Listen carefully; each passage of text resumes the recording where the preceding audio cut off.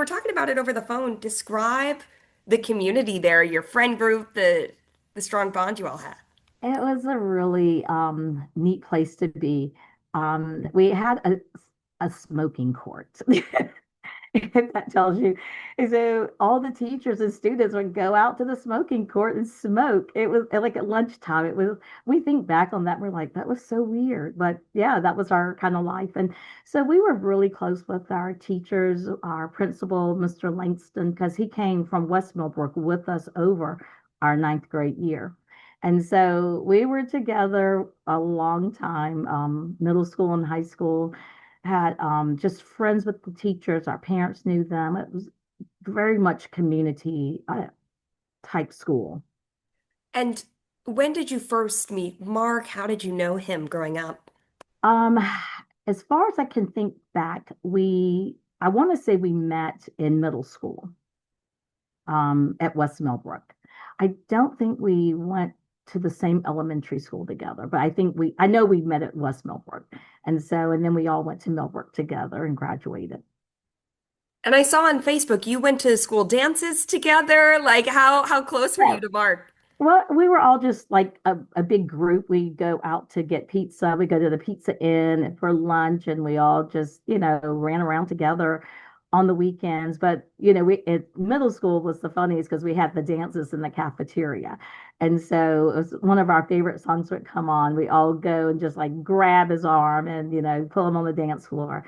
So he was a fun person. And we just really had a good time. And he was just one of those people, like he was always happy. I really loved that about him. He was kind, he was very mild-mannered, and he just had the really good kind of goofy smile. He just was a very happy young man. When was the last time that you saw him and what was it like at that reunion? It was at the reunion, and that was the first time I had met his wife, and the only time I had met his wife. And we were just all happy to be together. And I didn't know he was that far away because, I'm in Lynchburg. So I can't really tell who's in Raleigh because when we come, we're all coming for something. And so it was nice to see him and just all of us on the dance floor together, one big circle, all dancing, kind of doing like the Soul Train where someone goes down the middle. And yeah, it was really, really fun. I remember him telling me via Facebook that when his wife was running for office, and he was so very happy and so very proud of her, and that's the kind of person he was. He was always very, very supportive. Yeah, obviously this came as a huge shock the other day, or uh, your moment where you realized, what was that like? I had seen the manhunt on the TV, but I had the volume down and was doing things with my grandkids and wasn't really thinking too much about it. And then I had turned it up just to kind of hear what they were saying. And then I realized when they said his name, I was like, that's not a common name. And so then I thought about it later in the day. I'm like, wait, his wife is named Melissa. And so then as I started seeing pictures pop up, and then I went to his page, and that's when I realized that was him and his wife. And that was just heartbreaking and devastating to think somebody could be so evil to hurt someone that they probably didn't know or didn't know well. And, they're in the privacy of their home. And I just to think about it is just very hard. And I don't know, I'm still in shock. I really am. And we weren't like the best of best. I mean, we were good friends, but like we had so many years that's passed. And so, but yeah, we'd always, talk on Facebook and things like that. So it's not like we were completely out of touch because our group, we're still very close, especially on social media.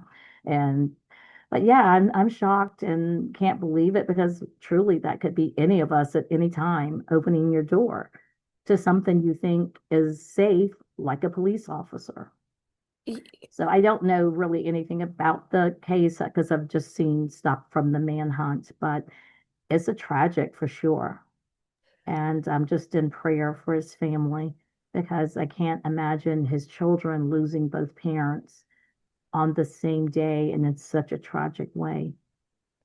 When you knew him and you can now put a personality to the name and memories to the name, how does that change this tragedy for you? I I don't have a good answer for that at this moment.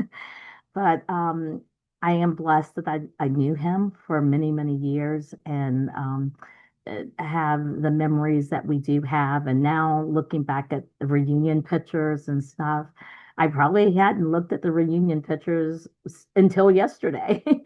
And so, yeah, it is to lose a friend that we've grown up together and just had so many fun things that we did together at school as a whole group. Everyone is very much grieving right now. And I noticed that a lot of people commented on your post. What has this done in terms of the Millbrook community as you all kind of exchange stories, it seems? Yes, people are thinking of things and writing, and we're already like, I'm like, I called one of the friends last night in Raleigh. I'm like, I'm bawling and everything. And I'm like, we need an emergency meeting. We had to get together. And so they're like, we're working on something. So yeah, because we like to meet and we would have like Andy would host the pig pickings at his house. And so we would have these little everybody, Jill would pop up and say, hey, we're all going to go to this bar. Anyone can come. So we like to get together as often as possible. But I'm not in town as much. So that's a little sad. Yes, well, I'm sure it's nice to just hear from people and talk about it. I think those were the questions that I had for you, but is there anything else that we haven't talked about that you think is really important when we're remembering him or sharing his story? Anything at all you think we missed? Just that I could not imagine Mark having any enemies. He was just the nicest young man. He was very smart and he just was a good friend to everyone. And, I can just see his smile. Even looking in the picture, he's like right behind me. I'm in the front row in the dress and he's like right behind me. And I'm just like, yep, that's Mark's smile. That's his smile. And but I'm just blessed to have known him, and I'm really in prayer for his family over the next months. There's a lot to deal with.